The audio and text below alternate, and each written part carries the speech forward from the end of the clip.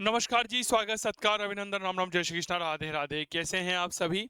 उम्मीद करता हूँ आप सभी अच्छे हैं, स्वस्थ मस्त तंदुरुस्त होंगे। तो आइए शुरुआत करते हैं हम एक शानदार इतिहास विषय के परिप्रेक्ष्य में।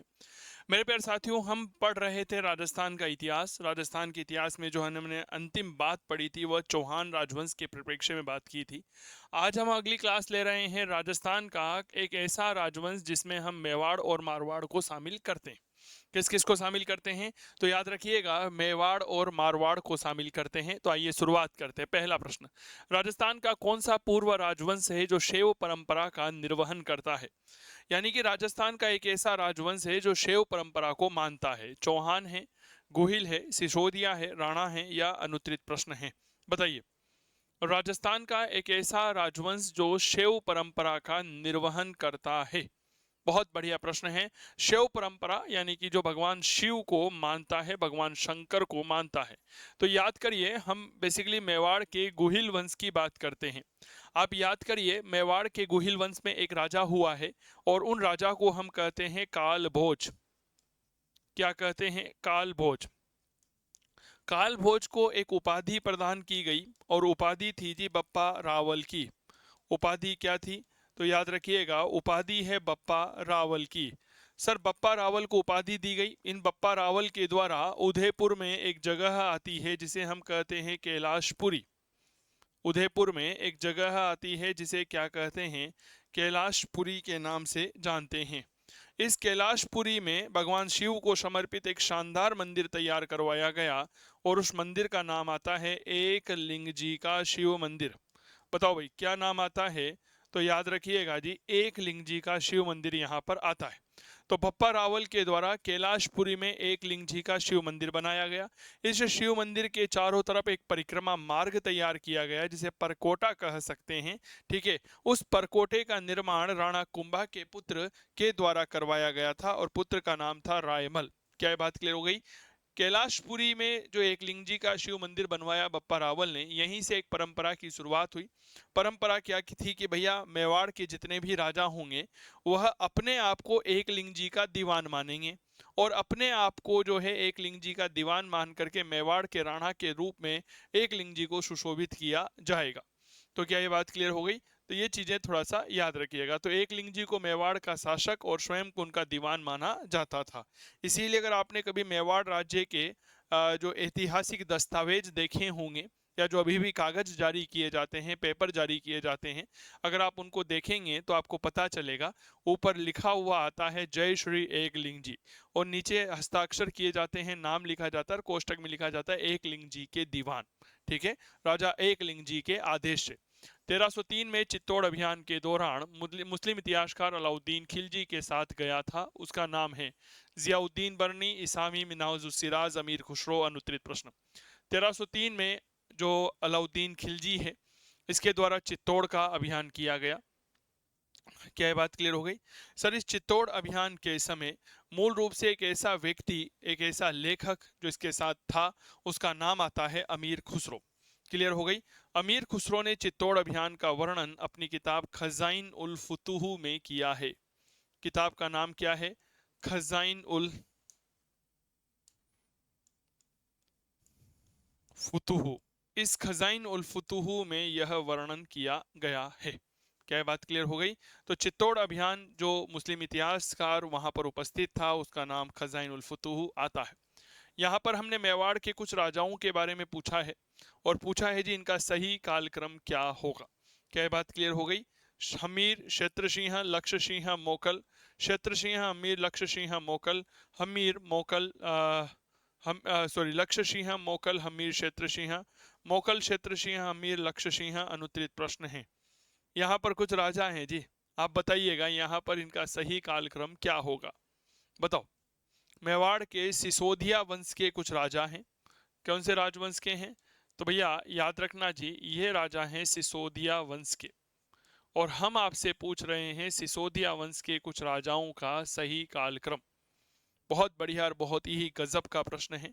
देखिए, जब 1302 1303 में अलाउद्दीन चित्तौड़ पर आक्रमण कर देता है, चित्तौड़ को जीत लेता है, तो वहां पर रावल शाखा का अंत हो जाता है। फिर 1326 ईस्वी में राणा शाखा की स्थापना होती है हम्मीर के द्वारा। ठीक है। यह सिसोदा का रहने वाला था और राणा शाखा की स्थापना कर देता है। तो भैया सबसे पहले जो गद्दी पर बैठा उसका नाम होता है हम्मीर। यह 1326 में से लेकर के मूल रूप से 1364 तक गद्दी पर रहा। हमीर के बाद गद्दी पर बैठा क्षेत्र सिंह। क्षेत्र सिंह जो हैं इन्होंने कोई बहुत बड़ा काम तो नहीं किया 1364 से लेकर के 1382, ठीक है। इनके बाद गद्दी पर बैठे राणा लाखा। राणा लाखा आपके गद्दी पर बैठते हैं 1382 से लेकर के 1421, ठीक है। इसके बाद गद्दी पर बैठते हैं मोकल। राणा लाखा और हंसाबाई के पुत्र थे, 1421 से लेकर के 1433। क्या ये बात क्लियर हो गई? ये चीजें थोड़ा सा आप लोगों को पता होना चाहिए। तो 4 राजाओं का सही क्रम होगा हमीर, क्षेत्र सिंह, लाखा और मोकल। क्या ये बात क्लियर हो गई? हाँ या ना में जवाब जरूर साझा करिएगा। तो हमीर 1326 से 1364, क्षेत्र सिंह 1364 से 1382, राणा लाखा 1382 से 1421, मोकल 1421 से 1433। क्या ये बात क्लियर हो गई? सर अगर हम थोड़ा सा इतिहास को जानते हैं, हमीर के बारे में पढ़ते हैं तो 1326 ईस्वी में गद्दी पर बैठा था, जैसा सोनगरा या जय सिंह सोनगरा को पराजित करके। सिसोदा का रहने वाला था, सिसोदा के जागीरदार अरी सिंह का बेटा था। चूंकि सिसोदा के रहने के कारण इसे सिसोदिया राजवंश का संस्थापक कहा जाता है। चित्तौड़ के किले में अन्नपूर्णा माता के मंदिर का निर्माण करवाता है और सिंगोली के युद्ध में मोहम्मद बिन तुगलक को पराजित करता है। क्षेत्र सिंह, राणा लाखा के समय मेवाड़ की आर्थिक उन्नति होना शुरू हुई थी क्योंकि जावर में चांदी की खानों की खोज हो चुकी थी। इसी का विवाह मारवाड़ के जो रायमल था उसकी बहन हंसाबाई के साथ हुआ था और उस विवाह के समय लाखा के पुत्र राजकुमार चूड़ा ने प्रतिज्ञा ली थी कि मैं आजीवन विवाह नहीं करूंगा। इसीलिए चूड़ा को मेवाड़ का भीष्म पितामह कहा जाता है। मोकल, मोकल की हत्या इसी के सामंत चाचा और मेरा के द्वारा कर दी जाती है। यह बात थोड़ा सा याद रखिएगा। मोकल वही है जिसने चित्तौड़ के त्रिभुवन नारायण मंदिर का जीर्णोद्धार कराया, तभी से वह मंदिर शमिदेश्वर मंदिर कहलाया। त्रिभुवन नारायण मंदिर का निर्माण शक्ति कुमार गुहिल के समय, याद रखिएगा, किसके द्वारा कराया गया था? परमार शासक भोज के द्वारा कराया गया था, जो मुंज परमार का उत्तराधिकारी था। यह वही भोज परमार है जिसने नागदा में भोजसर तालाब बनवाया था। क्या ये बात क्लियर हो गई? चलो जी, तो ये इतिहास थोड़ा सा याद रखेंगे। चलिए आगे बढ़ें। निम्नलिखित में से यहाँ पर फिर कुछ राजा हैं, इनके कालक्रम के दृष्टिकोण से सही बताएं। जैत्र सिंह, समर सिंह, तेज सिंह, समर तेज जैत्र, जैत्र तेज समर जैत्र। अनुत्तरित प्रश्न है। यहाँ पर हमारे सामने कुछ राजा दे रखे हैं। बहुत आराम से सवाल का जवाब जरूर साझा करिएगा और फिर हमें बताइए कि क्या सही जवाब होगा, ठीक है।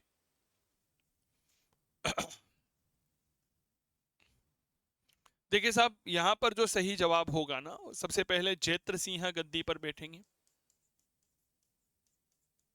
क्या ये बात क्लियर हो गई? यह जैत्र सिंह जो हैं 1213 में गद्दी पर बैठे और 1253 ईस्वी तक रहे। जैत्र सिंह के बाद गद्दी पर बैठे तेज सिंह, ठीक है।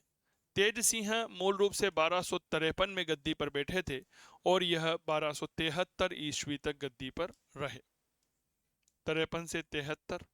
इसके बाद गद्दी पर बैठते हैं समर सिंह।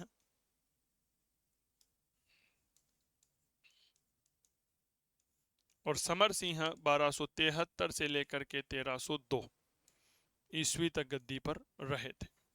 क्या ये बात क्लियर हो गई? सबका अलग अलग इतिहास रहा है। जैत्र सिंह जी के बारे में बात करता हूं तो इन्होंने चित्तौड़ को मेवाड़ की तीसरी राजधानी बनाया। डॉक्टर दशरथ शर्मा ने इन्हें चित्तौड़ का पहला विजेता कहा है। क्लियर।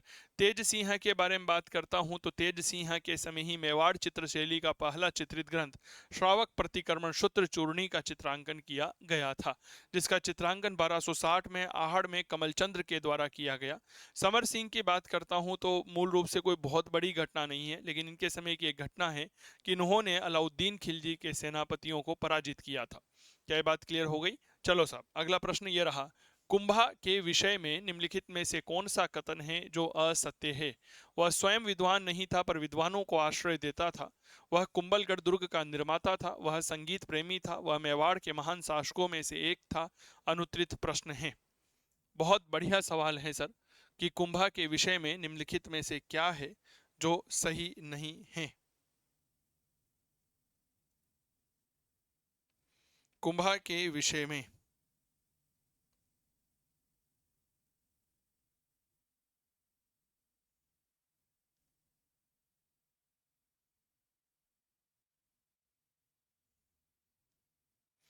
चलिए सर, सर याद रखना कुंभा के विषय में कि वह विद्वान नहीं था, यह गलत है, विद्वानों को आश्रय देता था। देखो सर, कुंभलगढ़ का निर्माण इन्होंने करवाया था अपनी पत्नी कुंभल देवी की स्मृति में। संगीत के बहुत बड़े जानकार थे और यह वीणा बजाया करते थे। क्लियर। इसके अलावा मेवाड़ के महान शासकों में से एक थे, वह स्वयं विद्वान नहीं था, नहीं ये गलत है।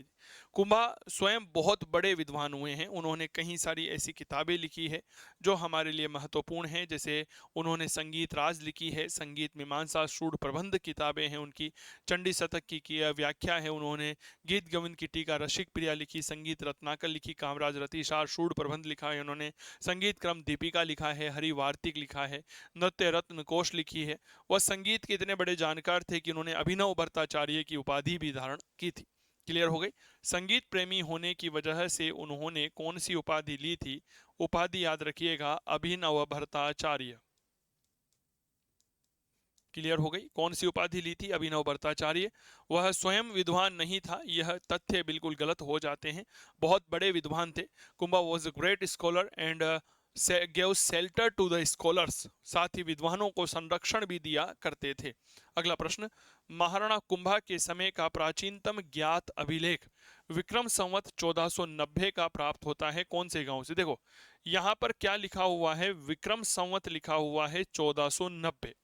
अब इसको अगर आपको ईसवी सन ज्ञात करना है तो आप क्या करेंगे, 1490 में से 57 को माइनस कर देंगे।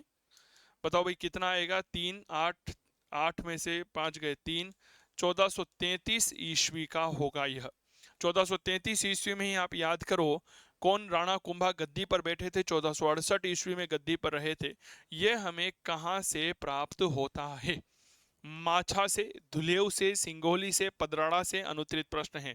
कुंभा का आरंभिक अभिलेख, यह एक ऐसा अभिलेख है जिसमें कुंभा के द्वारा राज्य प्राप्त करना, कुंभा के द्वारा विद्रोहियों का दमन करना आदि महत्वपूर्ण बातें हमें यहाँ से प्राप्त होती है, और यह पदराड़ा या पदारड़ा से प्राप्त होता है। कहाँ से प्राप्त होता है? पदराड़ा से प्राप्त होता है। यह 1433 ईस्वी का है और इसमें कुंभा के द्वारा राज्य प्राप्ति और कुंभा के द्वारा राज्याभिषेक की जानकारी हमें यहाँ से मिलती है। राज्य प्राप्ति प्लस याद रखिएगा कहीं ना कहीं इसी में हमें किसकी जानकारी मिलती है, तो याद रखेंगे कुंभा के द्वारा विद्रोहियों का दमन करने, विद्रोहियों का दमन करने की जानकारी हमें यहां से प्राप्त होती है। अगला, पदराड़ा अभिलेख किस शासक का है? कुमारपाल, अजब सिंह, कुंभा, जगत सिंह। देखो पदराड़ा अभिलेख जो है ना, सबसे पहले 1433 ईस्वी का है, ठीक है, संस्कृत में है यह, और इसमें हमें राणा कुंभा की जानकारी मिलती है। किसकी जानकारी मिलती है जी? कुंभा की। अब देखो ये छोटे छोटे जो प्रश्न होते हैं ना, कभी कभी ये विद्यार्थियों को बहुत परेशान कर देते हैं। हम कोशिश करते हैं कि हम इन प्रश्नों से पार पर जाएंगे, लेकिन एक बात हमेशा याद रखिएगा, जब आप परीक्षा देने जाते हैं तो ये छोटे प्रश्न जो है ना वह दिमाग को घन चक्कर कर देते हैं, और अक्सर हमारे से यही सरल सवाल गलत होते हैं। इसीलिए मैं अपने विद्यार्थियों से अक्सर कहता हूँ, क्या कहता हूँ कि भैया अगर आप परीक्षा दे रहे हैं और उस समय अगर कोई छोटा प्रश्न या सरल प्रश्न नजर आ जाता है तो उस प्रश्न को 3 बार पढ़ना होता है। जब आप ऐसा करते हैं ना तो सब कॉन्शियस माइंड जो है वह काम करना शुरू कर देता है। परिणाम स्वरूप आपका प्रश्न जो गलत होने वाला होता है वह सही हो जाता है। क्या ये बात क्लियर हो गई? तो ये बात याद रखिएगा, पदराड़ा अभिलेख मूल रूप से राजसमंद जिले से प्राप्त हुआ है। क्या ये बात क्लियर हो गई? कहाँ से प्राप्त हुआ है? तो यह हमें राजसमंद जिले से प्राप्त हुआ है। ठीक है ना? चलो जी अगला प्रश्न, कुछ युद्ध दे रखे हैं, आपको बताना होगा इनमें सही युद्ध क्या है। खानवा का युद्ध है, हल्दी घाटी है, सारंगपुर है, दिवेर है। सही कालक्रम ABCD, BADC, CABD, DBCA। अनुत्तरित प्रश्न है, बताओ भाई।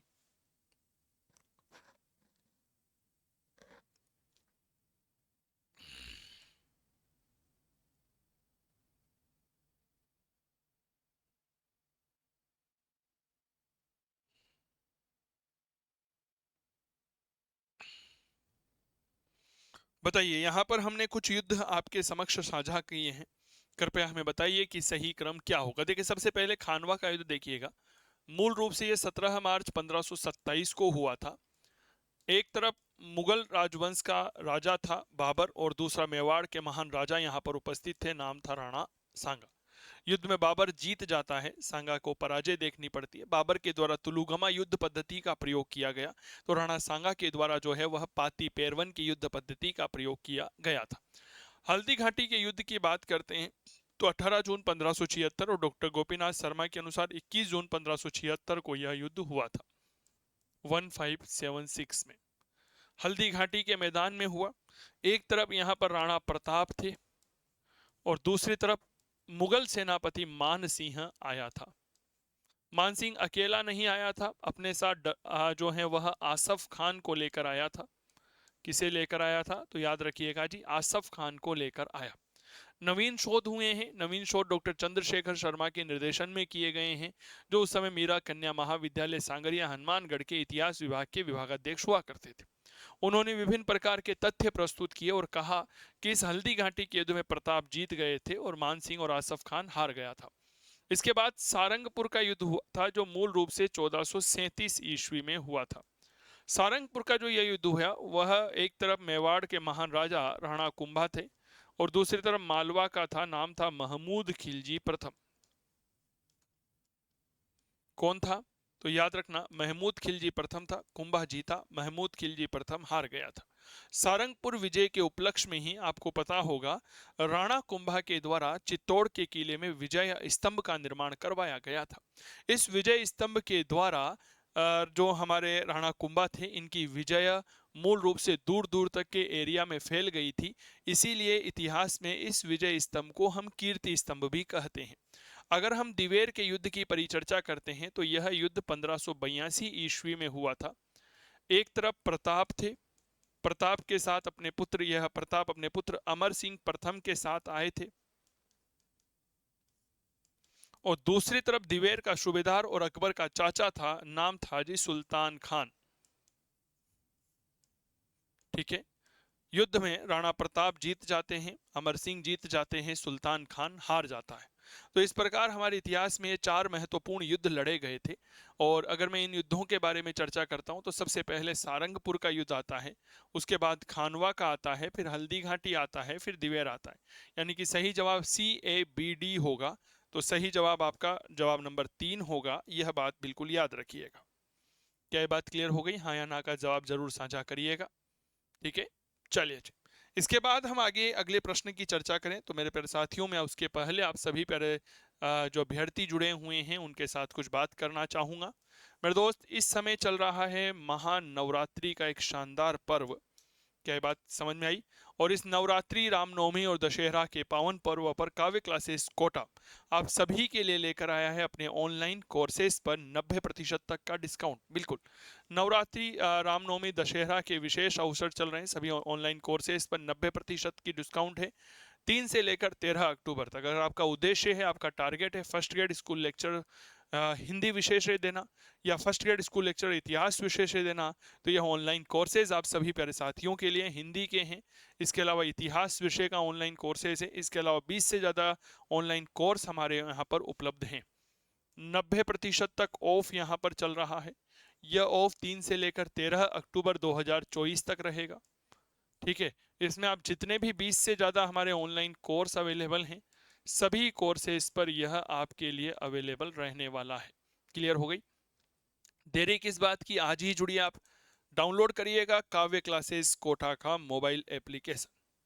ठीक है, काव्य क्लासेस कोटा जो है यहाँ का ऐप आप डाउनलोड कर सकते हैं और इस सेशन का शानदार, इस महाबचत ऑफर का जबरदस्त तरीके से लाभ उठा सकते हैं। क्या ये बात क्लियर हो गई? इतिहास विषय का कोर्स मेरा चल रहा है। इतिहास विषय की स्लाइड भी मैं आप लोगों के समक्ष रख देता हूं ताकि ठीक रहेगा। यह है सर इतिहास विषय का। इतिहास के आप किसी भी भर्ती परीक्षा की तैयारी कर रहे हो, केवीएस, एनवीएस, राजस्थान लोक सेवा आयोग, प्रथम श्रेणी स्कूल व्याख्याता भर्ती, DSSB मध्य प्रदेश, छत्तीसगढ़, बिहार, उत्तर प्रदेश, झारखंड, या आप जहां पर भी इतिहास विषय की तैयारी कर रहे हो, यह कोर्स आप सभी के लिए उपयोगी है। 49% के ऑफ के साथ अभी अवेलेबल हैं। काव्य क्लासेस कोटा के मोबाइल एप्लीकेशन पर लाइव फ्रॉम स्टूडियो बैच है, पूर्ण रूप से नवीन पद्धति पर आधारित है। लाइव क्लासेस रहेगी, doubt clearing session, topic wise test है, प्रिंटेबल नोट्स है, कंप्लीट कोर्स है, टाइम बाउंड रहेगा। सभी पीसीटी भर्ती परीक्षाओं के लिए समान रूप से उपयोगी हैं। तो फिर देरी किस बात की, आज ही जुड़िए और काव्य क्लासेस कोटा का मोबाइल एप्लीकेशन डाउनलोड करिए। ठीक है, किसी भी प्रकार की हेल्पलाइन के लिए आप 8802060952 पर आप सीधा हमसे संपर्क कर सकते हैं। यह हमारी हेल्पलाइन नंबर है, क्योंकि हमारा एक सपना है कि अब आपका सपना हो साकार और जल्द ही आपके पास हो एक सरकारी नौकरी। ठीक है, तो इस नवरात्रि कुछ नया करते हैं, आइए जुड़ते हैं काव्य क्लासेस कोटा के साथ। अगला प्रश्न ये रहा, चंपानेर की संधि किन राज्यों के बीच हुई? मालवा गुजरात, मेवाड़ गुजरात, मालवा मेवाड़, मेवाड़ मारवाड़। अनुत्तरित प्रश्न है, बहुत बढ़िया प्रश्न है, कृपया जवाब दीजिए। चंपानेर की संधि जो है वह किन राज्यों के बीच संपन्न हुई थी?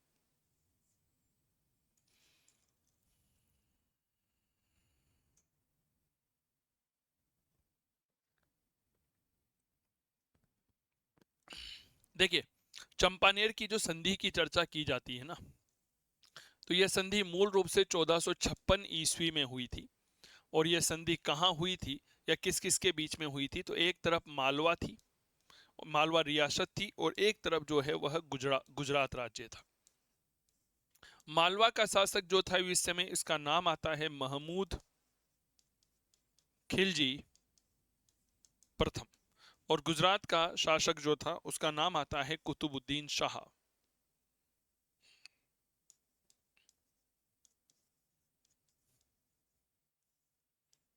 इन दोनों के बीच में यह संधि होती है।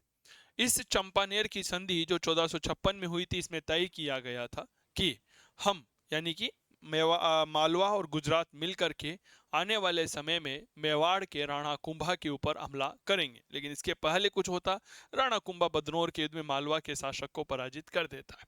तो सर सीधी सीधी बात है, यह मालवा और गुजरात के बीच में हुई थी। अगला प्रश्न, हाल गुरु की उपाधि धारण करती? मोकल ने, लाखा ने, चुंडा ने, कुंभा ने। अनुत्तरित प्रश्न है, बताओ हाल गुरु की उपाधि जो है वह किसने धारण की थी? देखो, हाल गुरु शब्द का तात्पर्य होता है जी गिरि दुर्गों का निर्माता। ठीक है, या हम ऐसा कह सकते हैं, अगर मैं कहूं तो गिरि दुर्गों का स्वामी। ठीक है, इसका तात्पर्य क्या होता है? तो भैया याद रखना, डेट इज गिरि दुर्गों का स्वामी। गिरि दुर्गों का स्वामी कहा जाता है। किसे कहा जाता है? राणा कुंभा को। राणा कुंभा को इनके संगीत प्रेम के कारण अभिनव भट्टाचार्य कहा जाता है। विद्वानों का आश्रयदाता होने के कारण राणो रासो कहा जाता है। इसके अलावा अगर मैं बात करता हूं तो धनुर्विद्या का जानकार होने के कारण इसे चाप गुरु कहा जाता है, राणे रायण कहा जाता है, राय रायण कहा जाता है। कई सारी उपाधियां यह धारण करता है। राणा कुंभा की हत्या हुई थी कुंभलगढ़, नागदा, चित्तौड़, अचलगढ़। अनुत्तरित प्रश्न है, बताइए। राणा कुंभा की हत्या याद रखेंगे, राणा कुंभा की हत्या कुंभलगढ़ में हुई थी। कुंभलगढ़ में जब हम बात करते हैं तो इन्हीं का एक बेटा था, नाम था उधा। 1468 में वह मामादेव मंदिर के समीप मामादेव नाम का एक तालाब था, उसके किनारे पर इसकी हत्या कर देता है। तो यह हत्या 1468 में हुई थी। यह किसने की थी? पुत्र उधा ने की थी। उधा को ही हम क्या कहते हैं? तो भैया याद रखना, उदयकरण कहते हैं। इसीलिए इसे क्या कहा जाता है? तो इसे कहा जाता है मेवाड़ का पितृहंता। क्या कहा जाता है? तो याद रखिएगा जी, मेवाड़ का पितृहंता कहा जाता है। ठीक है, तो कुंभलगढ़ में हुई थी। बाद में आपको पता होगा कि उधा जो है यह मांडू चला जाता है 1468 में। वहां पर मूल रूप से जो है आकाशीय बिजली गिरती है और 1473 में इसका देहांत हो जाता है। तो 1473 में कुंभा का दूसरा पुत्र रायमल गद्दी पर बैठेगा, जो मूल रूप से 1509 तक गद्दी पर रहेगा। क्लियर। अगला प्रश्न, सन 1437 में मेवाड़ मालवा युद्ध का तात्कालीन कारण क्या था? नागौर पर राजनीतिक नियंत्रण का मुद्दा, मालवा का महपा पंवार को मेवाड़ से सौंपने से इनकार, मालवा का सिरोही जो है वहां के देवा राजपूतों को मेवाड़ के विरुद्ध समर्थन, मेवाड़ का मांडू दरबार के एक विद्रोही सामंत को आश्रय देने का प्रयास। 1437 में मेवाड़ मालवा संघर्ष हुआ था, इसका तात्कालीन कारण क्या था, बताओ। एक बहुत बढ़िया प्रश्न है। अगर मैं इस प्रश्न की चर्चा करता हूं तो देखो, जब हम मेवाड़ मालवा युद्ध की बात करते हैं ना, तो इस संघर्ष में एक व्यक्ति का नाम आता है जी, महपा पंवार। आप इस तरह से याद रखिएगा, यहां पर है मेवाड़, यहां पर है मालवा, यहां पर है महपा पंवार। ये रहा भाई साहब। यह महपा पंवार जो है, यह मूल रूप से मेवाड़ का एक विद्रोही सामंत था। क्या ये बात क्लियर हो गई? और यह विद्रोही सामंत के बारे में कहा जाता है कि यह भाग करके मालवा चला गया। मेवाड़ के राणा कुंभा ने कहा कि भाई ये हमें दे दो, यह हमारा है। मालवा ने मना कर दिया, जी हम नहीं देंगे भाई साहब, कोई बात नहीं, हम हैं ना।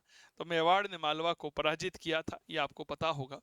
तो मालवा का महापा पंवार जो है, इसको मेवाड़ को सौंपने के लिए इनकार कर दिया था, इसीलिए इसको याद किया जाता। अगला प्रश्न, निम्नलिखित क्षेत्रों में से राणा सांगा ने किन क्षेत्रों को मालवा के महमूद खिलजी द्वितीय से जीता था? भिलसा और रायसेन, सारंगपुर, जबलपुर, रणथंबोर, चाटसू, मंदसौर, उज्जैन। अनुत्तरित प्रश्न है, कृपया करके जवाब दीजिए।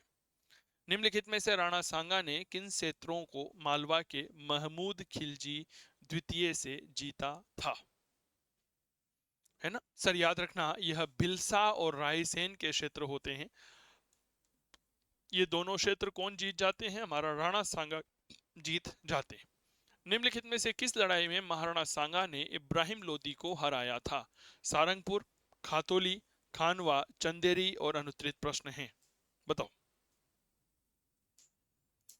सामान्य तौर पर हमारी परीक्षाओं में कुछ सवाल पूछे जाते हैं, विशेष तौर पर राणा सांगा के प्रारंभिक युद्ध। इनको याद कैसे करें? तो भैया एक बहुत अच्छी ट्रिक है। देखो, जब हम बाहर का खाना खाते हैं ना, तो हमारे पेट में कब्जी हो जाती है। बहुत अच्छे से सुनना, क्या हो जाती है? कब्जी। कब हो जाती है? जब बाहर का खाना खाते हैं। तो लिखो क ब जी।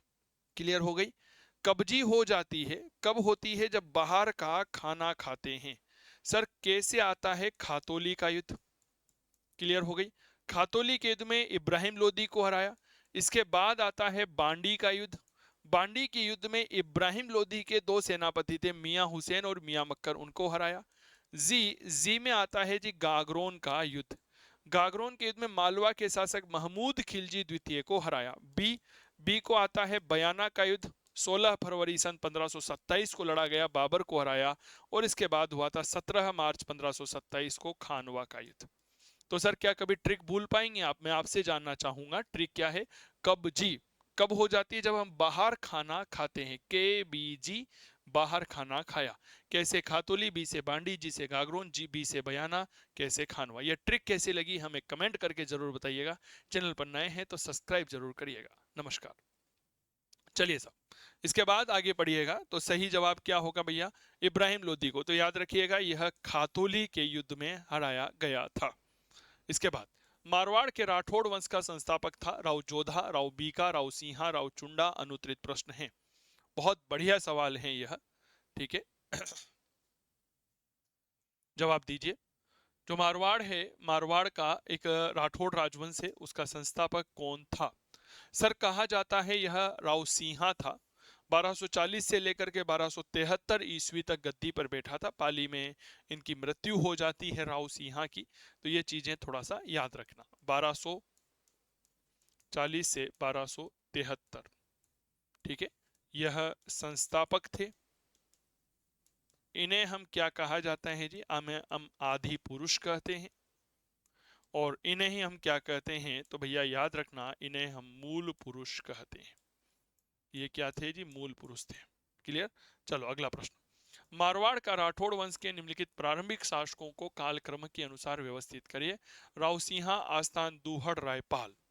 यहाँ कुछ राजाओं के नाम दे रखे हैं आपके समक्ष, कृपया करके जवाब बताइए। ठीक है, देखिए साहब, सबसे पहले छोटे छोटे राजाओं को अगर आप इतिहास पढ़ रहे हैं तो आपको इनके राजाओं के बारे में पता होना चाहिए। विशेष तौर पर टाइम पीरियड याद नहीं कर रहे हैं तो कोई परेशानी वाली बात नहीं है, लेकिन अगर आप इतिहास पढ़ रहे हैं तो राजाओं के सीक्वेंस आपको पता होना चाहिए कि कब कौन राजा बना। जो छोटे छोटे बीच में राजा आते हैं ना, उनके बारे में तो जरूर याद रखो। जैसे राहु सिंहा की बात करते हैं, यह मूल रूप से 1240 से लेकर 73 में गद्दी पर बैठे। 73 से लेकर के कहीं ना कहीं 91 तक राव आस्थान गद्दी पर है, 1273 से लेकर के 1291। 91 से लेकर 1309 ईस्वी तक गद्दी पर रहे राव दूहड़। 1291 से लेकर 1309, और 1309 ईस्वी में रायपाल गद्दी पर बैठे थे। तो सही जवाब होगा 1 2 3 4।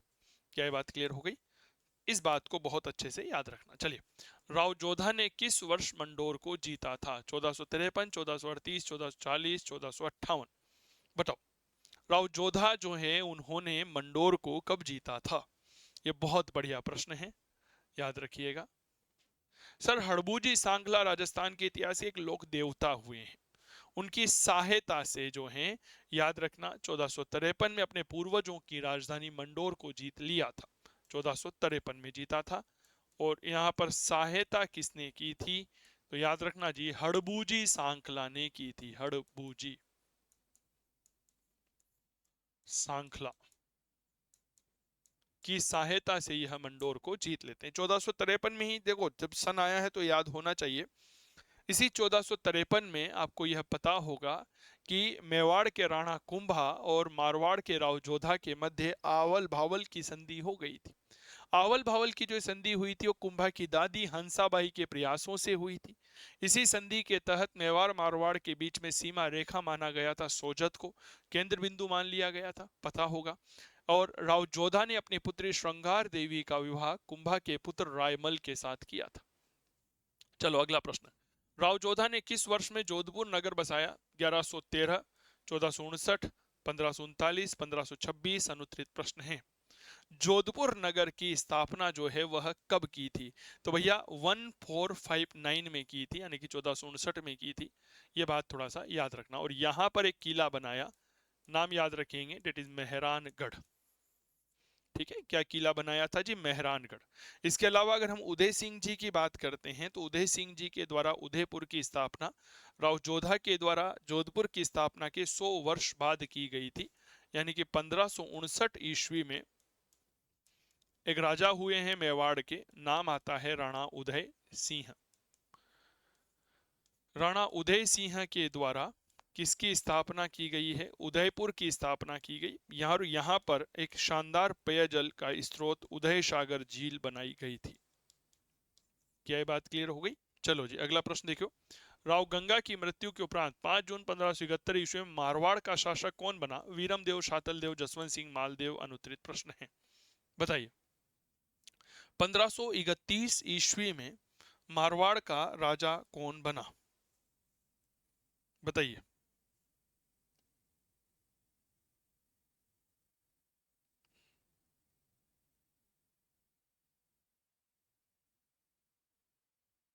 यह एक बहुत बढ़िया प्रश्न है। सर याद रखना, मारवाड़ के राजा बने थे मालदेव, 1531 से 1562। सर ये वही राजा हैं जिन्हें हम इतिहास में हशमत वाला बादशाह कहते हैं। इनकी पत्नी जो उमादे थी वह चली गई थी रूठ करके, इसीलिए उन्हें रूठी रानी कहते हैं। तो मालदेव का उपनाम याद रखिएगा।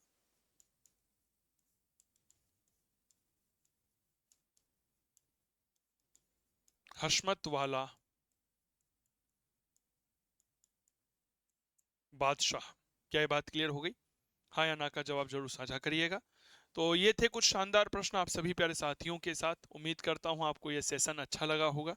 एक मेरे दोस्त, आप सब इस बात को बहुत अच्छे से याद रखिएगा, अभी काव्य क्लासेस कोटा के डिजिटल मंच पर काव्य क्लासेस कोटा के ऑनलाइन मोबाइल एप्लीकेशन, जिसे आप गूगल प्ले स्टोर से डाउनलोड कर सकते हैं, वहां पर एक शानदार कोर्स चल रहा है। और यह कोर्स जो हैं बेसिकली सभी के हैं, हिंदी के भी हैं, इतिहास के हैं।